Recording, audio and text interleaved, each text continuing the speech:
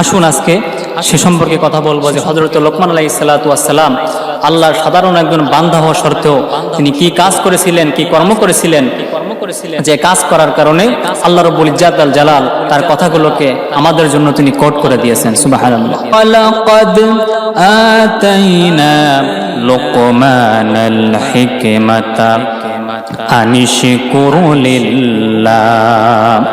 আল্লাহ রাব্বুল আলামিন বলেন, আমি হযরত লোকমান আলাইহিস সালাতু ওয়াস সালামকে দান করেছি হিকমা, দান করেছি জ্ঞান, দান করেছি বুদ্ধি।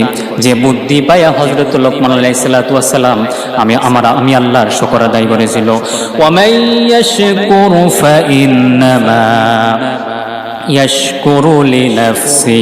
আর যে ব্যক্তি যারা আমি আল্লাহর জ্ঞান পেয়ে, আমি আল্লাহর বুদ্ধি পেয়ে আমি আল্লাহর শুকর আদায় করবে, তারা যেন আমি আল্লাহর শুকর আদায় করলো না, তারা যেন তাদের নিজেরই উপকার করলো। সুবহানাল্লাহ।